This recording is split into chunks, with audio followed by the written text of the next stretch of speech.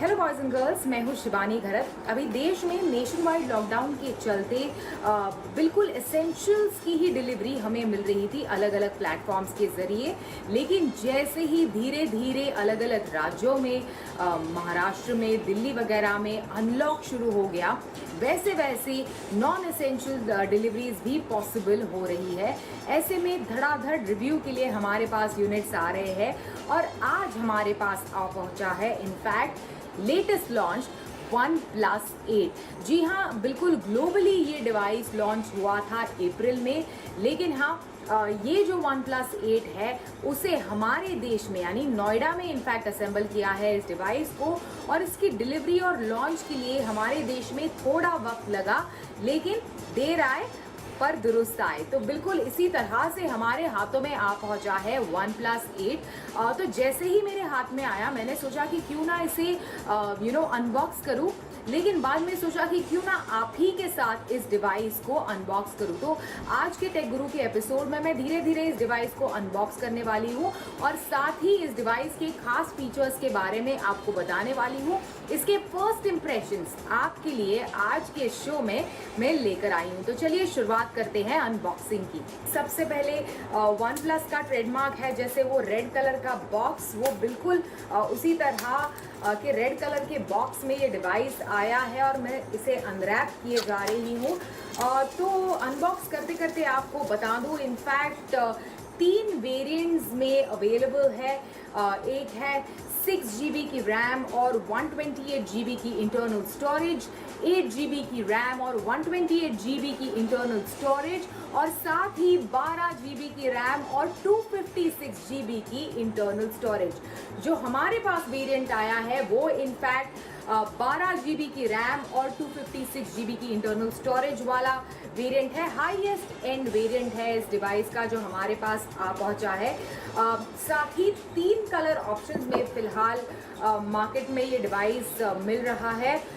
तो हमारे पास उसमें से एक कलर वेरिएंट आ गया है जो है ऑनिक्स ब्लैक। ऑनिक्स ब्लैक, अभी देखिए मैं इस रैप से इसे खोल रही हूँ ऑनिक्स ब्लैक को। Okay there, yes, superb. चलिए शुरुआत करते हैं। Okay, so onyx black colour का वेरिएंट हमारे पास आ पहुंचा है। फ़ोन को जस्ट मैंने स्टार्ट किया इनफैक्ट, और कुछ इस तरह का लगता है। इसी के साथ साथ 2 और कलर ऑप्शंस में इनफैक्ट आपको ये डिवाइस मिलेगा। ग्लेशियल ग्रीन, जो काफ़ी एक इंटरेस्टिंग कलर है मेरे हिसाब से। ऐसा कलर OnePlus पर मैंने ज़्यादा नहीं देखा था OnePlus के डिवाइसेस पर। और दूसरा है इंटरस्टेलर ग्लो। इंटरेस्टिंग नाम भी है डिवाइसेस के कलर्स के। तो हमारे पास जो आ गया है वो है ऑनिक्स ब्लैक वेरिएंट ये रिव्यू के डिवाइस पे। चलिए जब तक फ़ोन सेट हो रहा है तब तक मैं बॉक्स पे और क्या क्या अवेलेबल है ये आपको बता दूँ। तो सबसे पहले इस तरह का बॉक्स जैसे मैंने पहले दिखाया, उसमें बॉक्स खोलते ही OnePlus डिवाइस आपके हाथों में आएगा। साथ ही इस तरह का एक ट्रांसपेरेंट केस आपको बॉक्स में मिलेगा जिस पर OnePlus की टैगलाइन लिखी हुई है, नेवर सेटल। इसी के साथ साथ आपको इस तरह का जो एक ट्रेडमार्क OnePlus का चार्जिंग कॉर्ड होता है वो इस तरह से आपको बॉक्स में मिलेगा। और इसी के साथ साथ आपको ये कुछ इस तरह से इस पोर्शन में मिलेगा OnePlus का वॉक चार्ज 30T। तो एसेंशियली फास्ट चार्जिंग अगर आपको पसंद है, सभी को पसंद है, क्योंकि अगर हमारा मोबाइल फ़ोन यूजेज बहुत ज़्यादा है तो बैटरी झट से ड्रेन हो जाती है। तो वॉक चार्ज 30T की मदद से 30 मिनट्स में आप 0 to 50% तक फटाफट अपनी फ़ोन की बैटरी को चार्ज कर सकते हैं। यानी OnePlus 8 को फटाफट बिल्कुल चार्ज करने में मदद करता है ये वॉक चार्ज 30T। तो फ़ोन फाइनली सेटअप हो गया है, और सिंस मैं आपको इसके फर्स्ट इंप्रेशंस दे रही हूँ तो सबसे पहली चीज़ आप इस डिवाइस के बारे में नोटिस करेंगे वो है इसका डिस्प्ले। इनफैक्ट 6.55 इंच का फ्लूइड डिस्प्ले इसमें दिया गया है। काफ़ी स्मूथ और काफ़ी बढ़िया लगता है, काफ़ी शार्प और ब्यूटीफुल डिस्प्ले है इसका। HDR10 प्लस को सपोर्ट करता है और इसी के साथ साथ 90 हर्ट्ज का रिफ्रेश रेट है इसके डिस्प्ले का। अभी डिज़ाइन के बारे में अगर हम आगे फोकस करें तो बिल्कुल कर्व ग्लास बैक इसमें दी गई है। वन प्लस का लोगो नीचे की तरफ है बैक के ऊपर, और बहुत ही स्लीक लुकिंग डिवाइस है। लेकिन हाँ, मैं कहूँगी थोड़ा ये जो ऑनिक्स ब्लैक कलर है that's a bit of a fingerprint magnet. मतलब देखेंगे आप मुझे जैसे ही मैं इस पर हाथ लगाए जा रही हूँ, बिल्कुल मेरे फिंगरप्रिंट्स इस डिवाइस पर आ रही है। लेकिन ओवरऑल काफ़ी स्लीक लुकिंग है, ग्लास बैक है जैसे मैंने कहा, लेकिन वायरलेस चार्जिंग को सपोर्ट नहीं करता। एक ऐसा फीचर जो the most flagship device latest one plus का वन प्लस 8 प्रो में आपको मिलेगा, वो इस डिवाइस पर आपको नहीं मिलेगा। लेकिन हाँ, एक इम्प्रेसिव चीज़ इस डिवाइस की है जो आप इमीडिएटली नोटिस करेंगे जैसे ही आप इस डिवाइस को हाथ में लेंगे, बहुत ही ज़्यादा स्लिम है। और एग्जैक्टली कितना स्लिम है?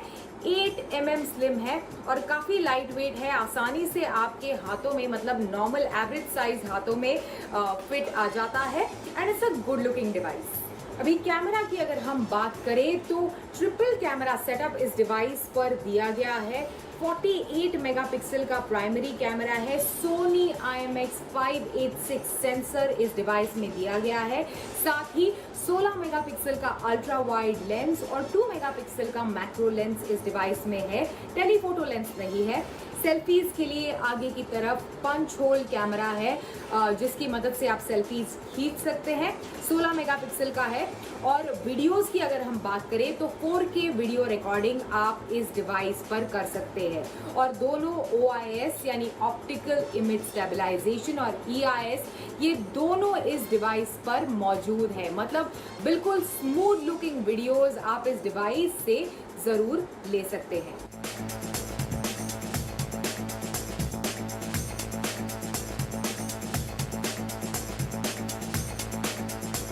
चलिए अभी एक ऐसी चीज़ जो वन प्लस की हमेशा से खासियत रही है उसके बारे में बात करते हैं, वो है परफॉर्मेंस। इस डिवाइस पर आपको लेटेस्ट क्वालकॉम स्नैपड्रैगन 865 मिलेगा। इसी के साथ साथ जैसे मैंने पहले कहा 3 रैम ऑप्शंस में ये डिवाइस अवेलेबल है। 6 GB की रैम, 8 GB की रैम और 12 GB की रैम। हमारे पास जो रिव्यू यूनिट आया है उसमें 12 GB की रैम और 256 GB की इंटरनल स्टोरेज दी गई है।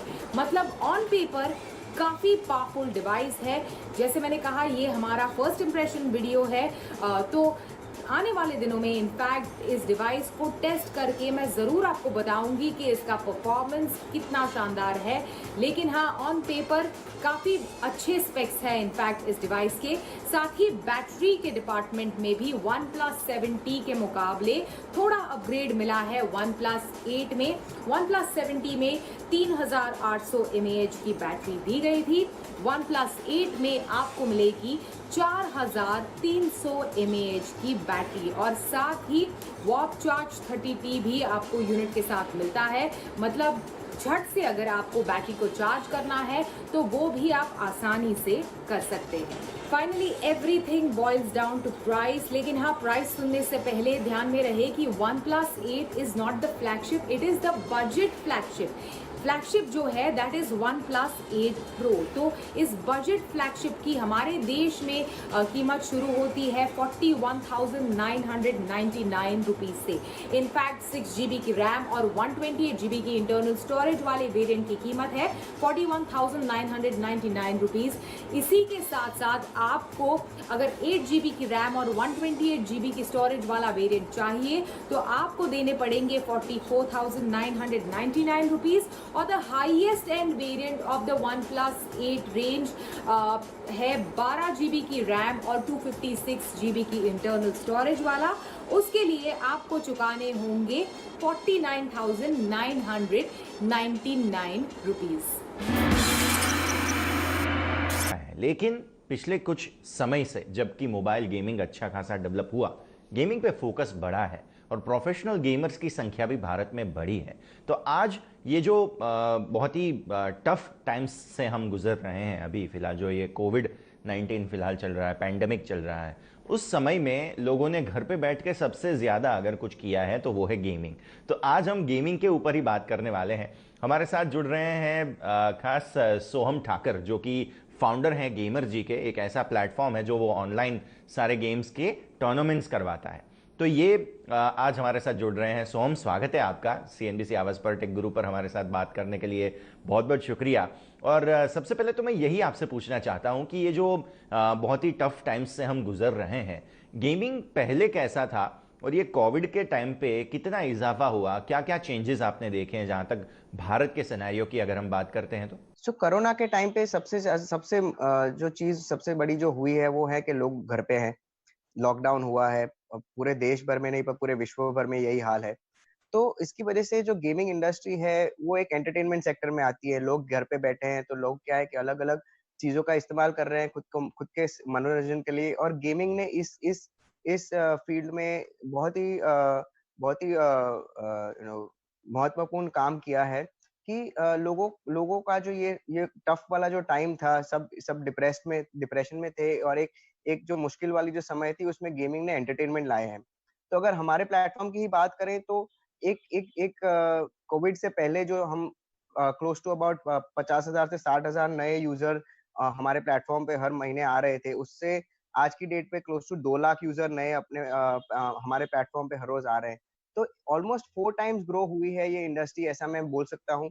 और क्योंकि ये डिपेंड करती है इस ऐसे समय में लोगों के एंटरटेनमेंट माध्यम को बढ़ाने के लिए, तो डेफिनेटली एक मॉरल बूस्टर है। बात ठीक है सोहम, लेकिन साथ ही साथ एक बात और भी ये यहाँ पे मैं पूछना चाहता हूँ कि ये जो गेमिंग शब्द है उसको पहले टैबू माना जाता था, इतना पॉजिटिव नहीं माना जाता था। ऐसा माना जाता था कि गेमिंग जो है वो बस टाइम पास है, उससे कुछ नहीं होता, बच्चों को नुकसान होता है। लेकिन आजकल हम देख रहे हैं कि ई स्पोर्ट्स का कल्चर काफ़ी डेवलप हुआ है और काफ़ी अच्छे लोग जो स्ट्रीमर्स हैं यूट्यूब पर भारत में काफ़ी अच्छा कमा रहे हैं, प्रोफेशनल गेमर्स हैं आगे आ रहे हैं। मतलब कल्चर काफ़ी अच्छा डेवलप हो रहा है यहाँ पे। तो ये आपने बहुत ही सही बात बोली कि गेमिंग आज से कुछ साल पहले, स्पेशली जो 90s किड्स है, उन्होंने ये एक्सपीरियंस किया होगा कि एक ऐसा माना जाता था कि वो वेस्ट ऑफ टाइम है, कि वो एकेडमिक्स से खिलाफ है, या फिर वो ऐसी चीज है जो जो आपको आपके लाइफ के ट्रैक से बाहर कर सकता है।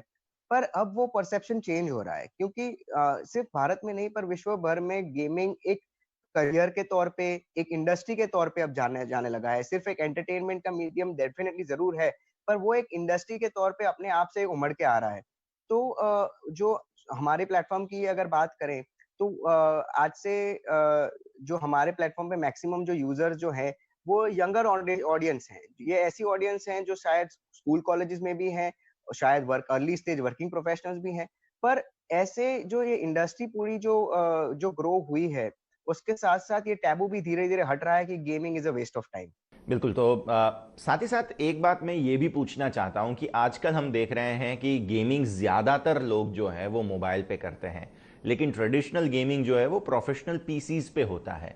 अब ये दोनों की भी एक कंपैरिजन करना ज़रूरी हो गया है, पीसी गेमिंग और मोबाइल गेमिंग। इन दोनों की कंपैरिजन कैसे देख रहे हैं आप, और आप इन दोनों में से आगे फ्यूचर के हिसाब से क्या ज़्यादा डेवलप होते हुए देख रहे हैं? पीसी गेमिंग डेफिनेटली एक एक एक उसका टाइम था। मैं नहीं बोलूंगा कि आज की डेट पे दोनों कंपेयर कर रहे हैं, क्योंकि आज की डेट पे अगर गेमिंग के स्टेटिस्टिक देखें तो 90% लोग गेम मोबाइल फोन पे खेलते हैं और 10% शायद ऐसे होंगे जो पीसी पे खेलते हैं। तो पीसी क्योंकि उसका ऑब्वियसली जो मोबाइल पे गेम खेलना जो चीज है वो ज्यादा कंफर्टेबल है। और जैसे टेलीकॉम इंडस्ट्री भी जैसे बूस्ट आई है, जैसे जियो ने फॉर एग्जांपल डेटा इतना इतना रीजनेबल कर दिया है सबके लिए कि अब सब मोबाइल गेमिंग पे के साइड पे ज्यादा जा रहे हैं, क्योंकि कंफर्ट लेवल है। आप फोन को अपने जेब में रख के कहीं भी खोल के गेम खेल सकते हो, वो चीज आप पीसी के साथ नहीं खेल सकते। तो जो amount of time spend also behind gaming जो है वो भी मोबाइल फोन का काफी ज्यादा है, और यही फ्यूचर है। पीसी गेमिंग की अपनी एक दुनिया है जो बहुत ही कम ऑडियंस के लिए है, पर ज्यादातर ये मोबाइल गेमिंग के साइड पे ही जा रहा है गेमिंग पूरा इंडस्ट्री। और जैसे जहाँ तक ट्रेंड्स की अगर बात आती है तो आजकल इंडिया में बहुत ही ट्रेंड पे चल रहा है, वो है बॉयकॉट चाइना या चाइनीज़ प्रोडक्ट्स को बॉयकॉट करना। लेकिन साथ में यहाँ पे जो चाइनीज़ ऐप्स हैं या गेम्स हैं, स्पेसिफिकली अगर हम जहाँ पे बात कर रहे हैं, तो उसके कंपैरिजन में इंडिया के गेम्स या इंडिया के डेवलपर्स जो है वो इतना अच्छा क्यों नहीं कर पा रहे, या इंडिया के कोई ऐसे गेम्स जो हैं वो ज़्यादा फेमस क्यों नहीं हो पा रहे, इतना ट्रैक्शन क्यों जनरेट नहीं कर पा रहे, या तो मैं ये कहूँ कि ये लोग कहाँ पीछे रह जाते हैं? सो मैं ऐसा नहीं बोलूंगा कि इंडियन डेवलपर्स पीछे रह जा रहे हैं, पर इंडियन इकोसिस्टम जो है, जो गेम डेवलपमेंट का है, वो अभी तक वो मैच्योर स्टेज पे नहीं पहुंचा है, जिस स्टेज पे आज की डेट पे यूएस या यूरोप है या फिर चाइना भी है। क्योंकि उसके लिए एक ऐसा स्ट्रक्चर भी चाहिए जो ये इंडस्ट्री को सपोर्ट करता हो, जैसे इन्वेस्टमेंट हो गया। आज की डेट पे इतने इतने सारे गेम्स बनते हैं दुनिया भर में, और आप मानोगे नहीं, पर ज्यादातर गेम्स में पीछे जो डेवलपमेंट ब्रेन होता है उसमें इंडियंस काफी हैं। पर ये जो लैक ऑफ इंफ्रास्ट्रक्चर है और लैक ऑफ फंडिंग जो है, ये पर्टिकुलर क्षेत्र में जो चेंज हो रहा है, पर अभी भी हम इसलिए 5 साल पीछे हैं ये कंट्रीज से, क्योंकि ये जो इंफ्रास्ट्रक्चर सपोर्ट जो चाहिए ये पर्टिकुलर इंडस्ट्री को, वो अभी तक हमारे देश में इतना उमड़ के बाहर नहीं आया है। ठीक बात है। तो सोहम, मैं यही पूछना चाहता हूं कि ये जो गेमिंग सिनेरियो है इंडिया का, वो कैसा आप देख रहे हैं अगर फ्यूचर पर्सपेक्टिव के हिसाब से देखें तो, और यहाँ से आगे कितना ग्लोरियस इंडिया का गेमिंग सिनेरियो होने वाला है? आज की डेट पे स्टेटिस्टिक्स ही बता रहे हैं कि मोर देन 100 मिलियन लोग हैं जो सिर्फ गेम्स खेलते हैं हमारे देश में, और ये नंबर बढ़ रहा है जैसे जैसे लोगों के पास एक्सेस हो रहा है गेम्स का। जैसे मैंने बताया कि टेलीकॉम ग्रोथ के साथ साथ डेटा भी रीजनेबल हो रहा है, और डिवाइसेस भी ऐसे मिल रहे हैं जो लेसर प्राइस पे हाई ग्राफिकल गेम्स को सपोर्ट कर पा रहे हैं। तो डेफिनेटली ये सारी चीजें उस तरह का इशारा कर रही है कि गेमिंग इंडस्ट्री का फ्यूचर स्पेशली इंडिया में नहीं पर विश्व भर में बहुत ही ब्राइट है। एक माना जाए तो नेक्स्ट यूनिकॉर्न जो बाहर निकल के आएगा, जो कंपनी बाहर निकल के आएगी, वो डेफिनेटली गेमिंग के क्षेत्र में हो। साथ ही साथ सोहम, आप गेमर जी के फाउंडर हैं। गेमर जी बेसिकली करता क्या है, और एक नॉर्मल जो गेमिंग एक्सपीरियंस होता है उसमें गेमर जी क्या वैल्यू एडिशन देता है? गेमर जी एक ऐसे थॉट प्रोसेस के साथ बनाया गया था कि मोस्टली जो गेमिंग दुनिया है वो रिवॉल्व करती है प्रो लेवल गेमर्स के आगे पीछे। तो मतलब जो जो टॉप पे बैठे हैं वही लोग कंपटीशन खेल सकते हैं, वही लोग टूर्नामेंट खेल सकते हैं, और बाकी जो जो बहुत सारे एवरेज गेमर्स जो हैं, वो आज की डेट पे भी अपने कॉलेज के टाइम के फ्री टाइम में, या फिर अपने ऑफिस के फ्री टाइम में, या फिर जब भी पब्लिक ट्रांसपोर्ट में है वगैरह में ये गेम्स खेल रहे हैं। तो क्या ये ऑडियंस ऐसी नहीं है जिसके लिए भी टूर्नामेंट्स होने चाहिए? और ये एक विजन के साथ गेमर जी बनाया गया है, जिसपे हम आज की डेट पे 100 से ज्यादा टूर्नामेंट्स हर रोज ऑर्गेनाइज करते हैं हमारे प्लेटफॉर्म पे सारी गेम्स के लिए, जैसे पबजी है, कॉल ऑफ ड्यूटी है, फ्री फायर है वगैरह के लिए।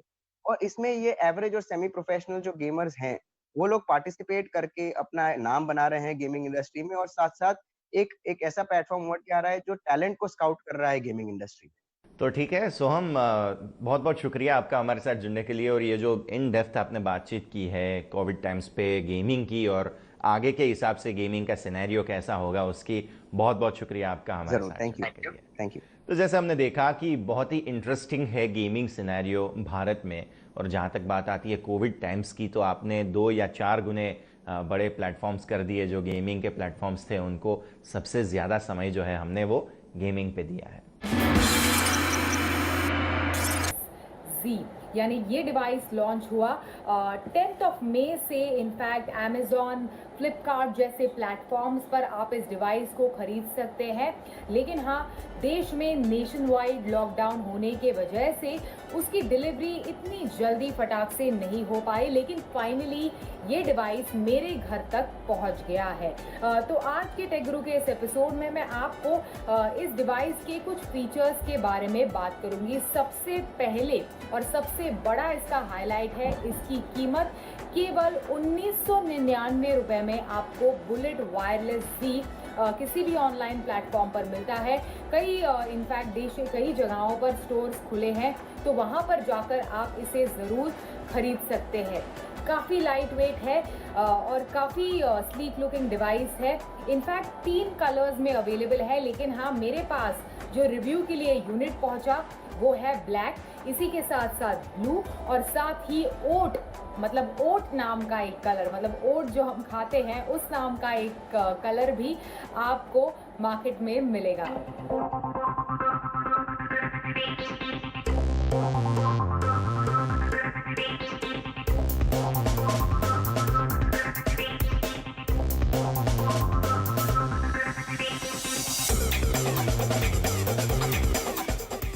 बुलेट्स वायरलेस Z के कुछ की फीचर्स के बारे में बात करते हैं। सबसे बड़ा फीचर वॉप चार्ज को सपोर्ट करता है। मतलब यहाँ से एक C पोर्ट की मदद से आप इस डिवाइस को चार्ज कर सकते हैं और वॉप चार्ज को सपोर्ट करता है।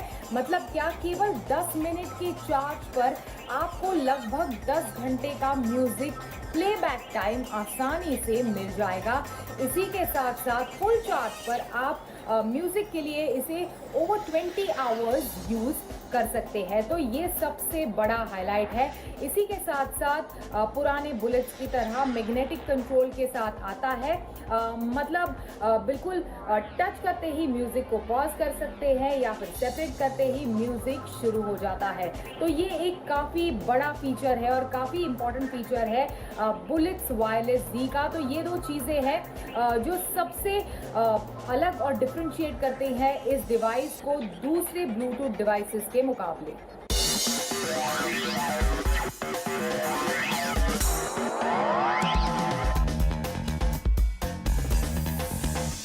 इसी के साथ साथ बुलेट्स वायरलेस Z में क्विक स्विच और क्विक पेयर ये दो फीचर्स दिए गए हैं जिसकी मदद से ये पूरे ब्लूटूथ हेडफोन्स जो है वो अलग अलग डिवाइसेस के बीच आप आसानी से स्विच या फिर पेयर कर सकते हैं। चाहे वो आपका मोबाइल फ़ोन क्यों ना हो या फिर कोई टैबलेट क्यों ना हो, वो आसानी से हो जाता है। इनफैक्ट कई ब्लूटूथ डिवाइसेस में मैंने ये बड़ी तकलीफ देखी है कि जब एक डिवाइस से दूसरे डिवाइस की ओर हमें बढ़ना है या फिर उसे स्विच करना है तो स्विच करना बहुत ही मतलब हेडेक का काम हो जाता है।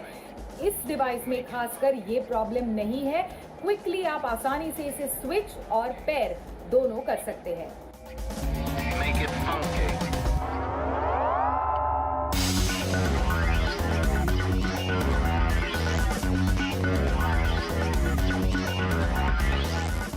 IP रेटिंग की अगर हम बात करें तो IP55 रेटेड है। मतलब स्पोर्ट्स में अगर आप रुचि रखते हैं या फिर बहुत ज़्यादा ह्यूमिडिटी वाली जगह पर अगर आप रहते हैं तो आसानी से जो यहाँ से निकलने वाला पसीना है वो हेडफोन तक भी पहुँचे तो ज़्यादा दिक्कत की बात नहीं है। आसानी से आपका ये ब्लूटूथ हेडफोन आसानी से उस स्वेट को मैनेज करेगा। IP55 रेटेड है जैसे मैंने कहा। केवल 28 मिलीग्राम इसका वेट है तो काफ़ी लाइट वेट है और 10 मीटर तक इसकी वायरलेस रेंज आसानी से पहुंच जाती है। मतलब फ़ोन अगर एक जगह पर है और आप 10 मीटर दूरी से किसी से बात करना चाहते हैं या फिर म्यूज़िक सुनना चाहते हैं तो वो आसानी से इस डिवाइस की मदद से आप कर सकते हैं।